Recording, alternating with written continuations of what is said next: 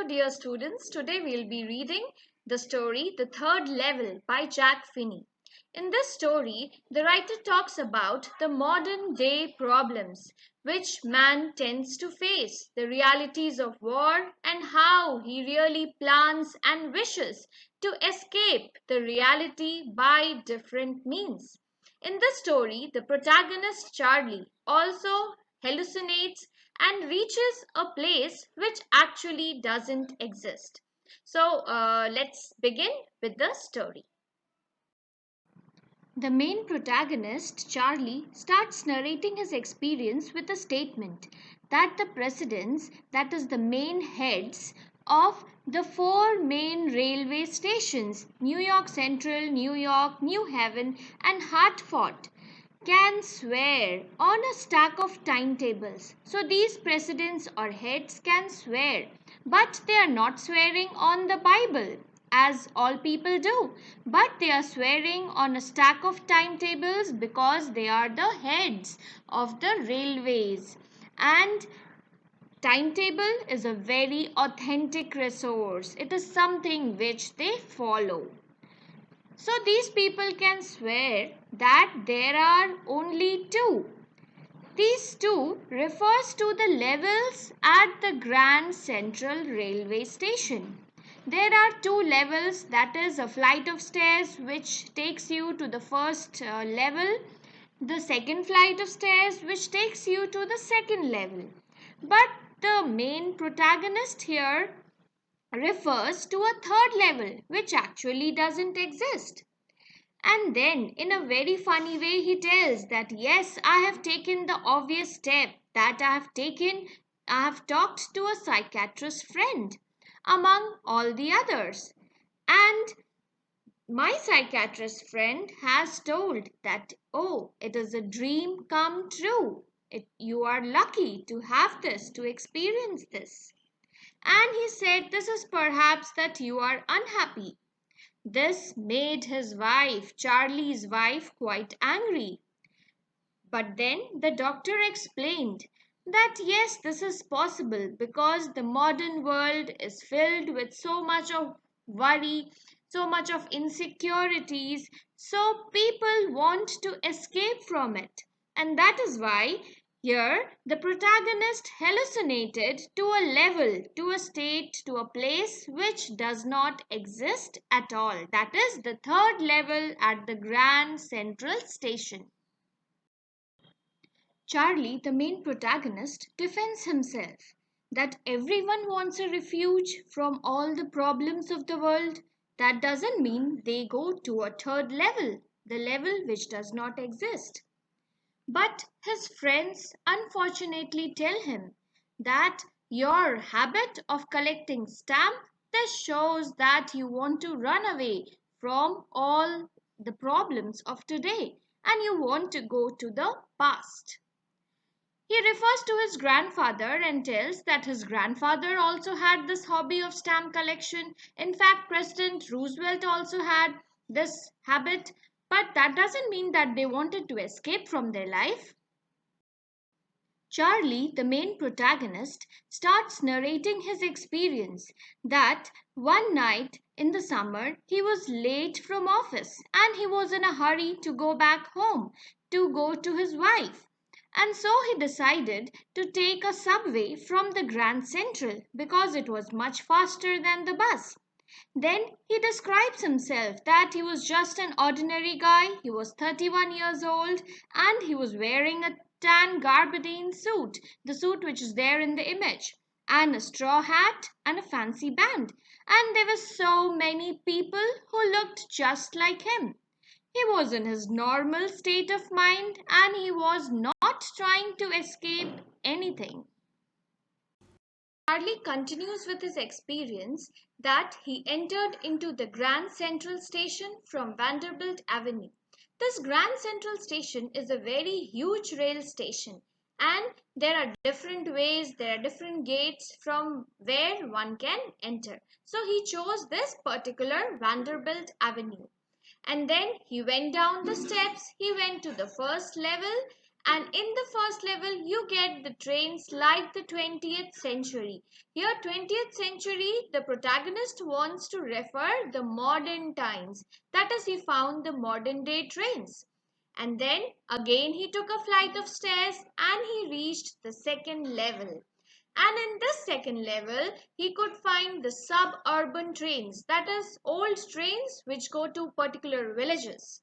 So he went there and then he found an arched doorway. Arched doorway is a curved doorway. And he ducked, that is, he bent down his head and he got into the subway. But he got lost. And then he describes that that's really easy to do because Grand Central Station is a really huge station. There are new doors, stairs, and corridors, and so many tunnels that he often gets lost. Once he got lost and he entered into the lobby of Roosevelt Hotel. Sometimes he thinks that this station keeps growing like the roots of a tree.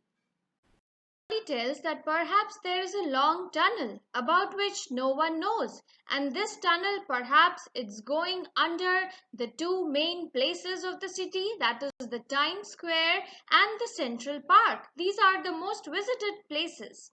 So this tunnel may be right under these famous places. And then he tells that this station has been the exit of so many people. This station, the Grand Central Station, was established in the 1871, and from that time many people have chose this station to move to their favorite destinations, to escape from wherever they want. So perhaps for Charlie also this was the medium of escape. But then these foolish thoughts he never told it to his psychiatrist friend because his psychiatrist friend would have really proved that he is mad. So he took the precaution that he never told these ideas to his psychiatrist friend. The corridor through which Charlie was moving, it slowly began to angle leftwards and it was slanting downwards. So in that station, instead of a usual flight of stairs, the corridors were a bit slanting. And so this corridor was slanting and he thought that there was something wrong. He had never gone on this path. But he kept on walking. He could not hear any other human being, only the sound of his footsteps were heard. And he could also hear a hollow roar. That meant that so many people were outside, perhaps out of the tunnel. And so he kept on walking, hearing that noise. And when he reached a short flight of stairs, he finally landed on the third level at the Grand Central Station. For a moment, he had this idea that, oh, he was back on the second level. But there were a few differences that he observed. The first was that the room was quite smaller, there were a few ticket windows, and there were old type of gates, and the board was made of wood. And there were people who were wearing different kinds of dresses. There was a man who wore a green eye shade, and they were wearing old fashioned sleeve protectors. The lights were also quite dim in the third level, and then he looked up and he saw that these were because of the old fashioned open flame gas lights. Charlie perhaps came to some old era because he could observe all the old fashioned things. The first thing that he observed was a brass baton. The picture you can see over here. And then he saw a man pulling a gold watch from his pocket. In old days, you used to have that pocket watches. And then this man, he was wearing a derby hat, which also you can observe in the picture. And then the special type of mustache, which they used to call the handlebar mustache, that he was having. And then he looked around that everyone was dressed like the 1890 century, and so many people they were having this beards, sideburns, and all different types of fancy mustache. Then He also saw a woman and she wore a typical type of dress. Her high button shoes and everything showed that perhaps this was some olden era. He also saw a locomotive, a very old locomotive. It was the shape of the funnel, the stack, and then he was really confused. So he walked over to have a glimpse of the newspaper. And he saw this newspaper. The name of the newspaper was The World. This World was an olden times newspaper which wasn't published for so many years. And he saw that the story was of about the President Cleveland, and it was printed 11 June 1894. So hence it was confirmed that Charlie had perhaps done some time travel and has reached the old era, that is 11 June 1894. Charlie had an idea that from this particular station, that is the Grand Central Station, he could take trains which would go anywhere in the United States late in the 18th century. Because in the 19th century, the government took a decision and only local trains were allowed from this station. So, as Charlie has gone to the past, so he could take trains that would take him anywhere in the United States. And he wanted to go to Galesburg, Illinois. And then he questions the readers that have you been there? And he also describes the beautiful town, that it is still a beautiful town and there are big old frame houses. The old frame houses here refers to the houses which have A-shaped roofs, which you can see in the picture. And then there are huge trees and the branches, they just give shade to all the people, to the houses. And then these people of the olden times, they used to sit and they used to smoke cigars, and the women used to have this old fashioned palm leaf fans, and there were fireflies, and it was a beautiful and peaceful world. This was a peaceful world, he points out, because the First World War was still 20 years off. The First World War, it started in the 1914. So it was 20 years to come. And the Second World War, it was like going to come after 40 years. So he wanted to go to a place, to such a peaceful place where they had perhaps no tension of the world wars. On Charlie's request, the clerk started calculating the fare, and then he glanced at the fancy hat band Charlie was wearing. You must remember that Charlie was from the 20th century and he had gone to the past, so his clothing was also quite funny for the other people. And then Charlie looked in his wallet and he found that he had enough money for two tickets, which he wanted to buy one ticket for himself and one for his wife. But the clerk started staring at him when he gave him the money, and in his anger, he reminded him that this is not money, mister, and if you are trying to fool me, you will not get very far. And then Charlie remembered, yes, of course, because he had come to the 19th century, to the 1890s, so he had to use the old style bill, which he did not have. And then he thought about that going to jail in that time, in that era, was perhaps a really bad experience. So he quickly moved out from that place. And with this, the beautiful experience which Charlie had came to an end, because perhaps he took the same way from which he had come to that third level and he reached back home. Then, during the lunch time in the next day, he went to his bank and he took out the $300 which he and his wife had saved. And he bought the old style currency. Old style currency is the old style money. This made his psychiatrist friend, really worry about him, because perhaps now Charlie had decided to go to the past. And so he bought this old style bills or money. to buy these bills, you have to pay some extra money. And his $300 could fetch him only 200 in old style bills. But he did not care for the money because he knew that those days things were quite cheaper, and even eggs, he could buy eggs in 13 cents a dozen in the 1894. So every day he used to go in search of that third level, but he never found that level again. His wife Louisa, she was pretty worried because her husband was perhaps planning to go to the past.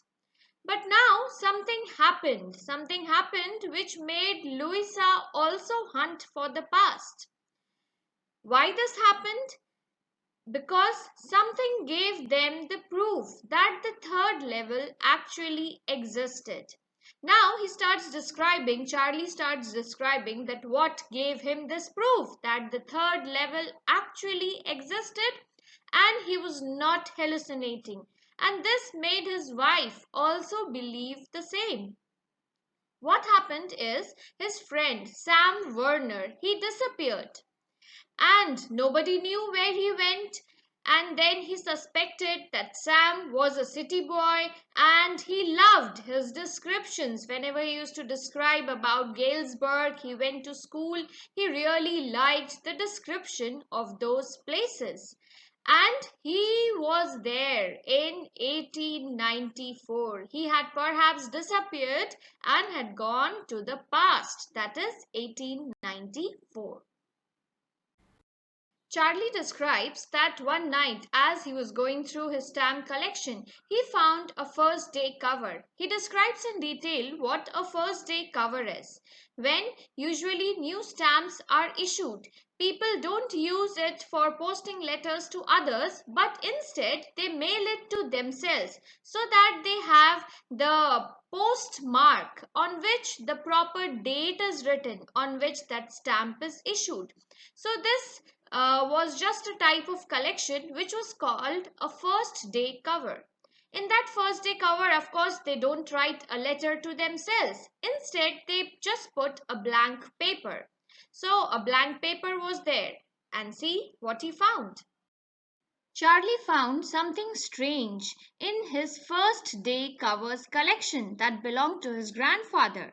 There was a letter. Someone had mailed it to his grandfather because the address was of his grandfather's home in Galesburg, and it had been posted on July 18, 1894.